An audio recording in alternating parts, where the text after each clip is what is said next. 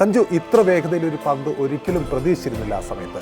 യാതൊരു ഫുട് മൂവ്മെന്റും ഇല്ലാതെ ആഞ്ഞു വീശാനായിരുന്നു അദ്ദേഹത്തിന്റെ ശ്രമം. പക്ഷേ ബോളിന്റെ വേഗത കണക്കുകൂട്ടൽ തെറ്റിച്ചുകൊണ്ട് നേരെ വിക്കറ്റിൽ പതിക്കുകയായിരുന്നു. അതോടെ സഞ്ജുവിന് നിരാശനായി ക്രീസ് വിടേണ്ടി വന്നു.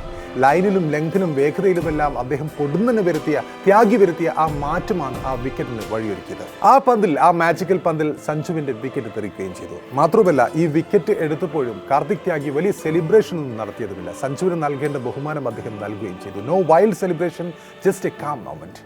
ആ സമയത്ത് തീർച്ചയായും ക്രിക്കറ്റ് പ്രേമികളുടെ മനസ്സിലേക്ക് ഓടിയെത്തുന്നത് ഏതാണ്ടൊരു 5 വർഷം മുമ്പുള്ള ഒരു IPL രാത്രിയിലേക്കാണ്. സഞ്ജുവിൻ്റെ ക്യാപ്റ്റൻസിയിൽ രാജസ്ഥാനായി IPL ചരിത്രത്തിലെ ഏറ്റവും മികച്ച ലാസ്റ്റ് ഓവർ കാർത്തിക് ത്യാഗി എന്ന അന്നത്തെ 20കാരൻ എറിഞ്ഞ അതേ രാത്രി. അന്നത്തെ രാത്രി എന്ന് പറയുമ്പോൾ 2021 സെപ്റ്റംബർ 21. ആ രാത്രിയിൽ ശരിക്കും രാജസ്ഥാൻ്റെ കോച്ചായിരുന്ന കുമാർ സംഗാക്കാരെ തുള്ളിച്ചാടുകയായിരുന്നു. കാർത്തിക് ത്യാഗിയുടെ അവസാന ഓവറിലെ അവസാന പന്തും എറിഞ്ഞതിനു ശേഷം തുള്ളിച്ചാടിക്കൊണ്ട് ഗ്രൗണ്ടിലേക്ക് ഓടിയെത്തുന്ന സംഗയെ ഒരുപക്ഷെ ശ്രീലങ്കൻ ജേഴ്സിയിൽ കളിച്ചിരുന്ന കാലത്ത് പോലും അങ്ങനെ ഒരു രൂപത്തിൽ അധികമാരും കണ്ടിട്ടുണ്ടാവണമെന്നില്ല. ഒരു തുള്ളിച്ചാടുന്ന സംഘക്കാര.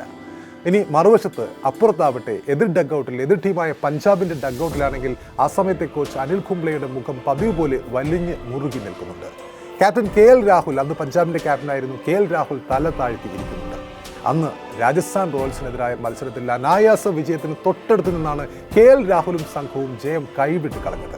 അന്നത്തെ അത്ഭുത ജയത്തിന് രാജസ്ഥാൻ നന്ദി പ്രധാനമായും പറഞ്ഞത് കാർത്തിക് ത്യാഗി എന്ന ഈ യുവ പേസ് ബോളറോടാണ്. ഫ്ലാഷ് ബാക്ക് ആണ്.